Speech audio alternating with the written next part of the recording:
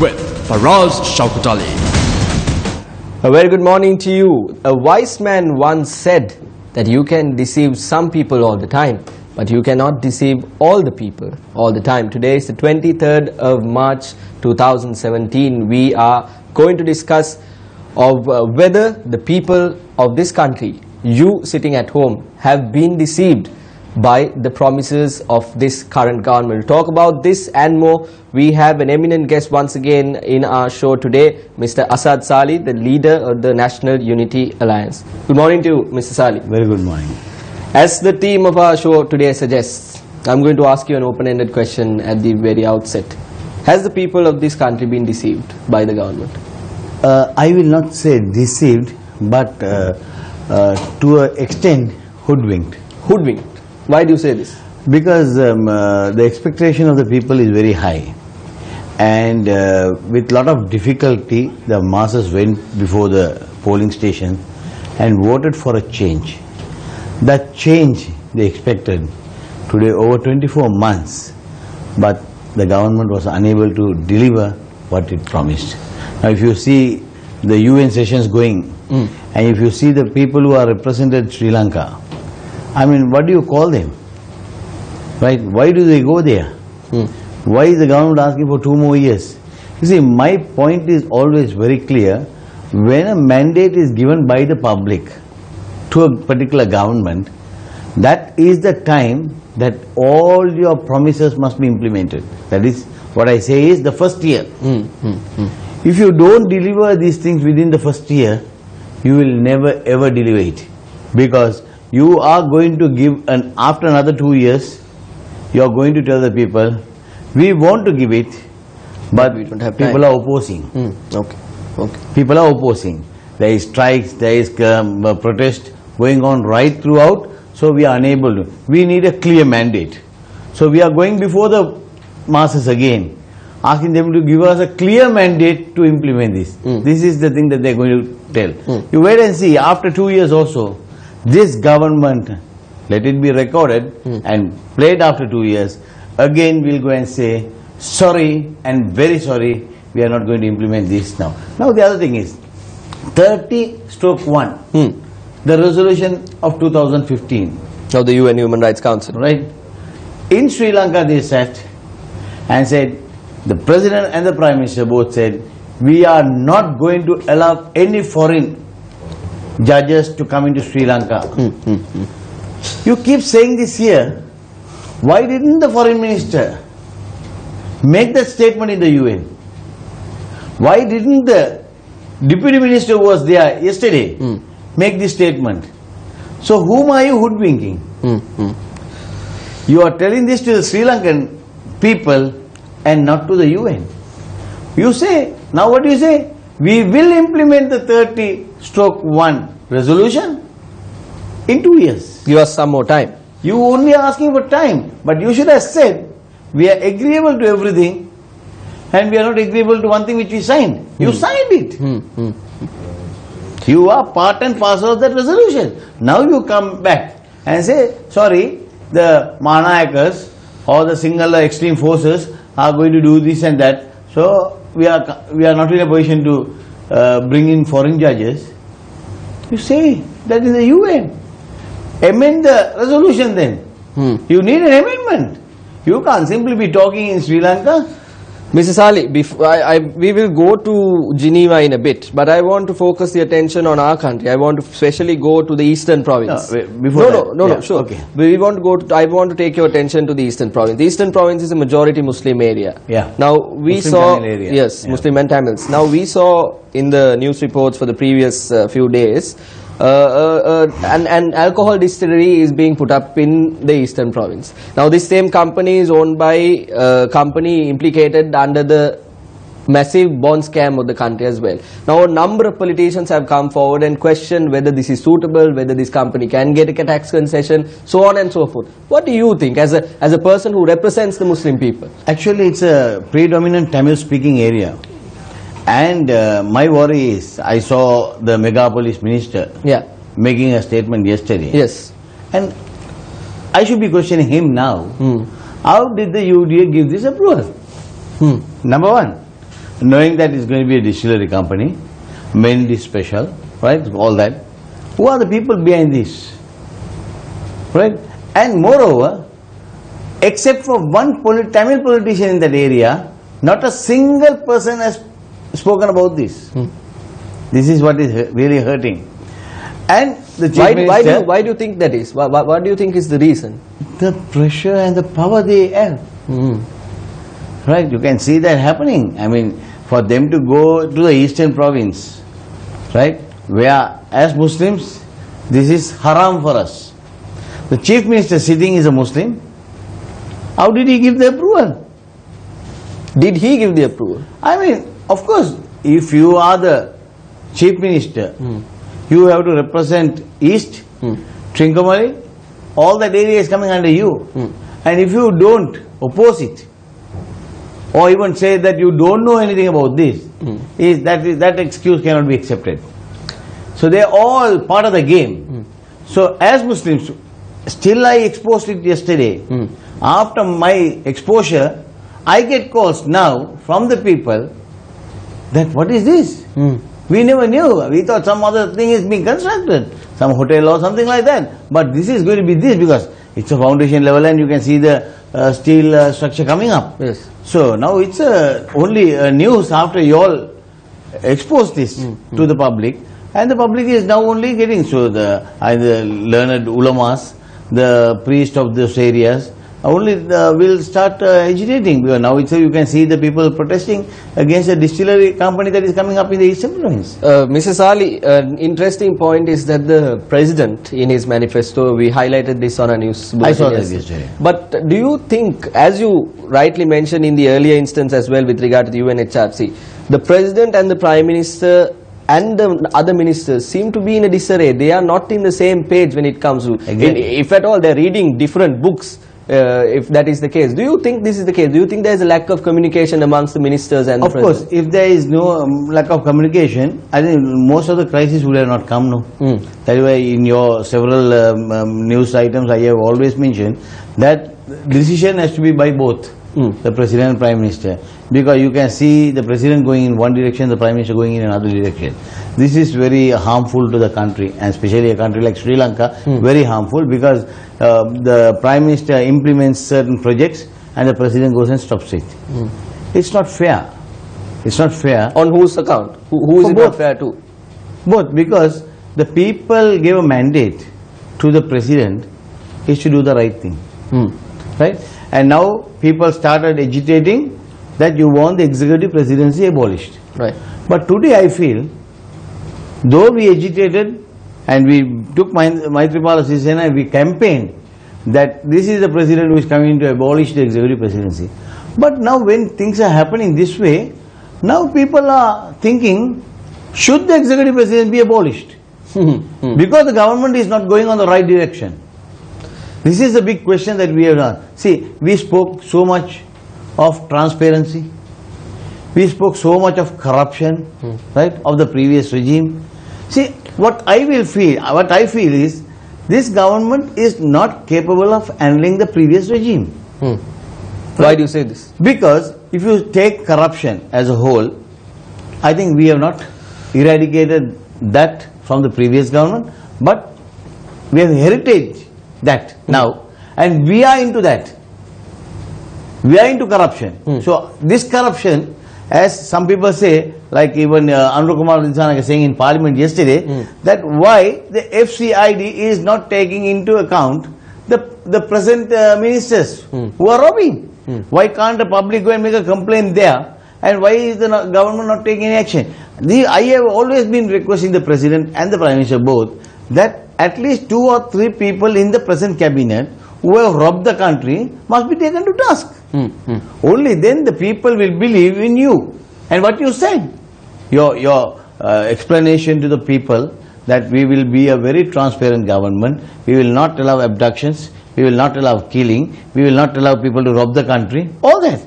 But even the people who have robbed the country are still at large. And they are enjoying life like they were in power. Now if you talk about the money that is lying in Dubai, 632 million US dollars, right? The courts of Dubai is writing to the Sri Lankan government, come with the correct procedure. You can't write a letter in English to the UAE courts. You have to do a letter in Arabic. You have to get it endorsed by the foreign ministry. You have to get it endorsed by the Sri Lankan embassy, the Dubai embassy, UAE embassy in Sri Lanka, and then send it to court. And when they have sent that letter last year, 3 days, almost 1 year and 3 days today, Sri Lankan government still to respond. And the UAE government is saying, okay, not only that, you get your courts or get your Attorney General to write to us saying that this is robbed money that is lying in this account. We will then transfer it to Sri Lanka. So it's just that they have to do. Just that they have to do, but they are not doing it. Why is this? 632 million US dollars is big money for Sri Lanka. Total was not that. Yes. Total was 1078 million US dollars, but they have withdrawn. So the money is being taken out and moved about. Yeah, I mean everybody knows this. I have told the President yesterday, before he left to Russia, I have told the government, I have told the Finance Minister that this money is lying in that account. Please ensure that you bring it to Sri Lanka, because our economy is at stake. Because of whom? Because of the previous regiment. So, I mean, we have all the opportunity. This is just one bank, my friend. There are several accounts of all these fellows. Swiss accounts, Seychelles accounts, all these things are there. If you can only concentrate for about 1 or 2 months, bring all this money, you don't need to go begging. The other angle is the Sri Lanka customs. Now we saw the finance minister raiding that place at 2 o'clock in the morning. Why? Because corruption is so big there. From the top to bottom is robbing the country. See, revenue, if you see, after the present finance minister, from 2012 I have statistics, the vast improvement of revenue in that department with all their robbings. If you can really concentrate, see, out of our business community, how many are paying tax? Just 700,000. Just 700,000 people are only paying tax. He has increased it to 1,450 cases today. But this is not enough. How many business establishments do we have in Sri Lanka? Why aren't they made liable to pay taxes? Why is the government not doing it? So those type of things have to be implemented. So one thing I must mention at this show is we are really proud of Ravi Karunanayake. Though there is a campaign by his own colleagues against him, right? But he has proved to the country, brought the prices down of essential items, taxation has happened, increase of revenue. So there is no question that Ravi Karunanayake must be sent home and somebody to be replaced. That is out. He has performed. But Mr. Sali, if you take a look at this special distillery that is being put up, what was said that the two authorities, two institutions, government bodies that have given permission for this to be carried out comes under Minister Ravi Karunanayake. That was mentioned in the Sunday Times article last week.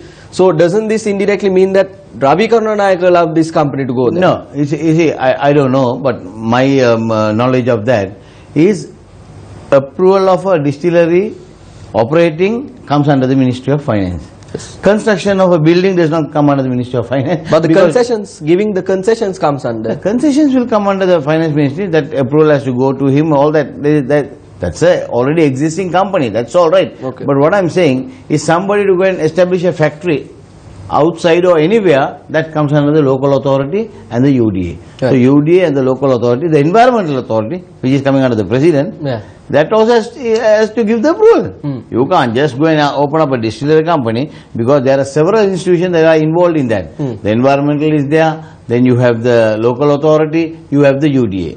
So with time quickly running out, Mrs. Sali, I want to draw your attention to another point as well. Now we saw yesterday news being reported that parliamentarian Vimal Veeramansa, who is in the prison at present, is going to carry out a fast because he started a fast from yesterday. Yes. Now how do you view this? Now we've seen a number of people, even Field Marshal Sarath Fonseca was in jail for a long time, but we did not see him coming forward and saying he's going to have a fast. He's trying to follow me. You did the same in... I was taken into unwanted custody, right? I was taken into custody only for trying to tell the government give them a precaution that anything could happen. And that was a speech I made in India. They arrested me, Gotabaya Rajapaksa's instruction. They sent me and they started harassing me, and I was on a 3 months detention order. But thanks to your station, thanks to the people of this country, thanks to the various leaders from the UN, from America, the Canadian Prime Minister who spoke in the UN, everybody started speaking about me, and the Rajapaksa had to release me in 8 days. But this is not the question with Vimal Veeravansha. I have not robbed the country, but he has robbed the country and gone in. Most of these fellows have to go in also for having robbed the country. So this guy goes, just imagine all the fellows who have gone for robbery inside Velikada or Mahara prison or Kandy prisons, if all these fellows start fasting unto death, what will happen?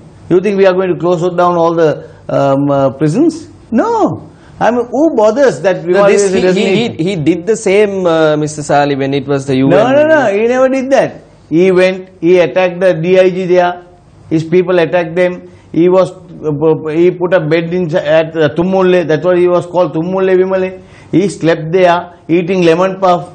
Gota and Mahinda went and gave him Tambili, right? Now there is nobody going to give him Tambili or water, don't worry. And if he dies also, nobody is going to be bothered. Because Mahinda might cry for about 2 days. Other than that, nobody in this country is going to say, oh, come on, we are going to protest, we are going to agitate that Vimal Veeravansha is dying. Why he is dying? Because he robbed. When even Mahinda Rajapaksa is taken into custody tomorrow, nobody, no country is going to come and give a statement that he must be released. Because they have gone through the proper procedure. The court has... Exactly. Because his party, even Muzammil, his party member, he was also there for 3 months. And the case is going. So Vimal Veeravansha has to follow. So everybody, not only Vimal Veeravansha, no one is special in the eyes of the law. Nobody is special in this country. What we want this government to do, implement things fast. We don't need a hybrid court. Well, the Prime Minister has totally ruled out. We don't need. We have complete faith in the judiciary system, which we never had. During the Rajapaksa regime, it was not the Chief Justice who was making the order, it was the temple priest that was giving the order and the Chief Justice was signing it. Right. That was the judiciary that we have. We know in my case also, when the people went before courts with a fundamental rights application, courts couldn't do anything. Right? Today it's not like that. Lot of people were released. When the MC court had remanded them, when they went before the High Court, when they went before the Court of Appeal, the courts were functioning without any interference. But this is that a government. Freedom is there now. That freedom, your freedom of movement, your judiciary, your election commission, police commission, all that. We saw 1 or 2 incidents happening. That you will have to accept. These things do happen. But 90% it is independent Sri Lanka. We are very happy about that. That is the only credit that we can give this government. Alright, with time running out very fast, Mr. Sali, I want to focus on, now we spoke about transparency as well. Now we saw, you have also been a part of a story on the reports that we have carried on the Google Loon project and the CEO of the ICTA. Now yesterday we saw a question being asked about his salary. But I'm going to come to that. Yes. I was surprised for that guy who was sitting, I don't know who replied it. Yeah, the Deputy Minister. He says, that's a secret. I say, you are paying the money of the taxpayers of this country. You have not paid money from your pocket. It's our money. Why? People's money sitting at home. Why don't I know how much of money you are paying Mundan? Mundan Kanage is the CEO of ICT. Yes. Right? If the Sri Lankan government is paying him a salary, right to information bill is there, I have the right to write to him, and the ministry must inform me what is the salary. How can that be a secret? Now I heard him saying that it's a secret and then we can't reveal. The allowances they can give it him. I saw that also. Yes. So I mean, this is not the way you must be handling. It's a transparent government. Tell, this is Mundan's salary, these are his qualification, this is what he does, these are the services he has rendered to the country, these are the things that has benefited Sri Lanka because of Mundan. Come and say that. I want to ask you a question once again. Now, Mr. Sali, with all this that has been going, if you go on social media and follow the story, follow this Google Loon story, even your name is mentioned, and what is said is that unqualified people who don't know about the subject are being bought, and you all are talking about it. Now, this is not, now the general public has the right to talk about this. Exactly. See, we have seen countries developing. We have seen countries that have done. Even the Google balloon was sent in New Zealand. Yes. Not that we don't know the subject. No, we know the subject. What our question is, how much did you spend? And what happened to the balloon has to be told to public. So we have the right to question the minister. We have the right to question the ICTA. What happened? How much of money you have spent? Why is the government not revealing that to the public? We must know. We have the right for information. We must know. So, I mean, for that you don't need qualifications to know about the balloon. We knew what has happened. So what we say is that it was a failure in Sri Lanka. How much did you spend? And what was your motive? The motive, the ulterior motive of that thing is to control the frequencies of other channels. Right? Now, you and I are today doing this program, they can even disturb this. That is what the expectation was. I mean, so for us to say this, we don't need to get Mundan's permission. We don't need the ministry approval for that. What we are trying to say is, as you promised in 2015, your pledge to the people is a very transparent government. Today that is not there. That is lacking. Except for a few ministers, we can see the ministers robbing. So when we come and say this, it hurts you because you are robbing. If you are not robbing, reply to me. We saw so and so making a complaint against us on this program. Here is the reply. Minister says this, that this has never happened. We are giving facts and figures. We are giving which issue that the minister robbed, how much of money he took. We are giving all those details now. So ministers have the right. Now my accusation, you have seen how many times I have criticized the BOI, how many times I have criticized Malik Samaravikrama for robbing. Like that, I have the right to say that. But if you are clear, come out. Go to court. I will come there. You have the facts and figures. I have everything with me. Without having it, I will never speak. Right? So my question is that let us fulfill the needs. Because see, I am also part and parcel of this 2015 victory. You have the right to speak. And as a Muslim, I was the only Muslim who went with Maitripala Sirisena at the beginning. During postal vote, the other leaders came. And they are still being dealers, not leaders. In their ministries, even tender, whatever tenders have been awarded is not given to the rightful tenderer because they are asking for money. So now, we know all these things. Now, Mr. Sali, yesterday, now I'm going to say on the same subject. Yesterday when we spoke on this matter, Ranga Kalan Surya, Director of News, who was seated on the other side, said that we have to take this matter up at the Supreme Court. Now, this is something, as you now very rightly mentioned, this is a right to information matter that the general public needs to know. Do we as a channel, a media organization, have to take this matter to the Supreme Court? Why should you? What do you think? Waste Supreme Court time for this? To get Mundan's salary, you don't need to go to Supreme Court. And why have you to hide? Now, okay, let us see. When some channels went to the president and questioned him, your brother, he is drawing the highest salary than anybody else. Correct? Yes. They questioned him. Yes. What was his reply? My brother's salary has not been fixed by me. Whatever the previous chairman took, that is the same thing that is being followed. That is what he said. He didn't go to deny it. He said, my brother is taking the salary of the previous chairman. That's all. So that means he is virtually accepting that 1.5 million was the salary. That was the public outcry. Yes. So he accepted it. But why can't you say it? If the president of this country can speak like this, why can't you all speak? You must be more transparent than the president.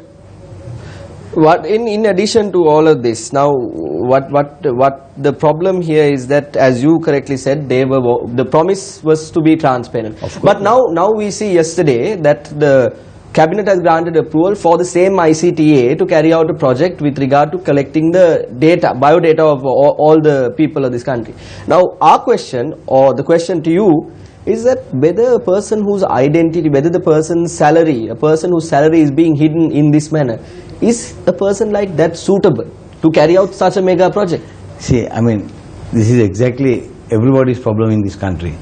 Why, if he is so capable, please tell us. he has been brought into Sri Lanka on this date. First salary was this.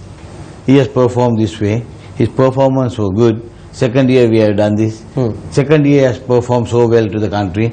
So much of revenue he has brought into the country. So we are giving him another promotion. But the Auditor General has said that it's not the case. He had said that the performance of the ICTA is bad, and therefore the Auditor General is going to inspect into the ICTA. That itself is there. That statement was made. This is what I am trying to say. There is so much of public money that is still unaccounted. Right? If you, for instance, take the revenue that the Muslim department collects, so much of money that is collected, and in 2010 I can remember putting fixed deposits, so much of money we had been put on fixed deposit. No audit is done. So I told the President that Muslim department money must be audited immediately, because there is no audit carried out. So the director, the secretary, the minister has the right to withdraw all the funds that are public are going and depositing there. So some account has to be done. Now you will see a very big amount that has been robbed from the Muslim department very soon. When the auditor... You are going to reveal those things. We are going to reveal all those things. Right. Thank you very much, Mrs. Ali, for coming on our show this morning. So, once again, I want to direct the attention of our public viewers who are watching us this morning. Have you been deceived? That is the question we are going to continue to ask from everyone who's coming on our show, and we are going to provide you with an answer. Thank you very much, Mrs. Ali, the leader of the National Media Alliance, for being here. We will join you tomorrow as well with an interesting guest. Stay tuned. You are watching Newsline. Thank you.